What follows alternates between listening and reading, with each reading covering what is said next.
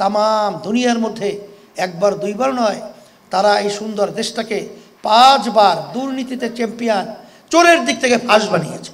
যে বাংলাদেশের জনগণ এখন মায়ের কোল আর খালি হোক এটা আর দেখতে চায় না। কখনোই আমাদেরকে ব্যবহার আল্লাহর রহমতে করতে পারে নাই। আমরা জানি, তারপরেও বলছি, 1987 সালে এই দলটা প্রতিষ্ঠিত হয়েছে, কিন্তু অদ্যাবধি পর্যন্ত আমাদের দলীয় মার্কায় কোনো এমপি এখন পর্যন্ত সংসদে যায় নাই। এ না যাওয়ার পিছনে কারণটা কি? আমাদের সাংগঠনিক দুর্বলতা, না আমাদের লোকবল নাই, না আমাদের সমর্থন নেই? তা না। আসল মূল ব্যাপার হলো আমরা আর ওই বিভিন্ন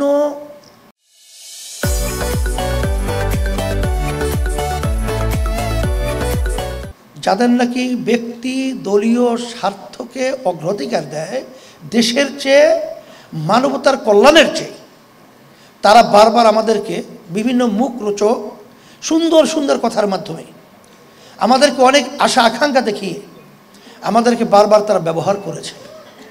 আমাদেরকে সিঁড়ি বানিয়ে ওরা ক্ষমতার মসনদে উঠে, আসলে বাস্তবতা আমরা দেখেছি তামাম দুনিয়ার মধ্যে একবার দুইবার নয়, তারা এই সুন্দর দেশটাকে 5 বার দুর্নীতিতে চ্যাম্পিয়ন, চোরের দিক থেকে ফাঁস বানিয়েছে।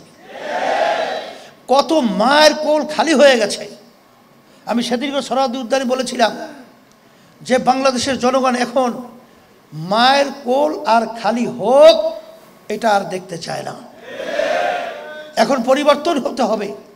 আমরা কষ্ট করে টাকা উপার্জন করব, আর সেই টাকা ভ্যাট ট্যাক্সের মাধ্যমে সরকারি ফান্ড জমা হবে, আর তারা ক্ষমতার চেয়ারে বসে আমাদের কষ্ট অর্জিত সম্পদ, আমাদের কষ্ট অর্জিত টাকা তারা বিদেশে পাচার করবে, বেগম তারা তৈরি করবে।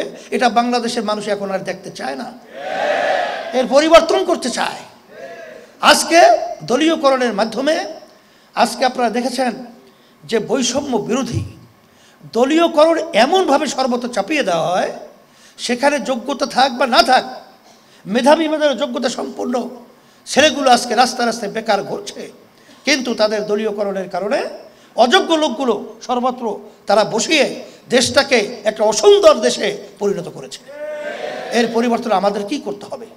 সেই হিসাবে আপনারা জানেন যে ইসলামী আন্দোলন বাংলাদেশ, আমরা চাই যে আমরা যেন আরও ওই স্বার্থন্বেষী মহলদের আর আমরা সিঁড়ি হিসাবে পরগাছা না হই। ইসলাম নামক গাছটা বাংলার জমিনের ভিতরে বৃক্ষ বট এর চেয়েও মজবুত হয়ে মসনদে বাংলাদেশের সংসদে তারা উড্ডীন হবে এবং সুন্দরভাবে এই দেশ এবং মানুষ সুন্দর বসবাস করার পরিবেশ তৈরি করবে। এই আশায় ইসলামী আন্দোলন বাংলাদেশ কারো সাথে কখনোই আমাদের আদর্শ বিকেই নেই, কখনোই আমাদেরকে ব্যবহার আল্লাহর রহমতে করতে পারে নাই। সেই হিসাবে এখানে আমাদের কোনো ব্যক্তি স্বার্থ নাই, এখানে কোনো এমপি মন্ত্রিত্ব, কোনো সম্পদ সম্মানের স্বার্থ আল্লাহর রহমতে ইসলামী আন্দোলন বাংলাদেশের আল্লাহ কিন্তু ফজলুল করিম রহমতুল্লাহি আলাইহি তারও ছিল না, আমাদেরও নাই।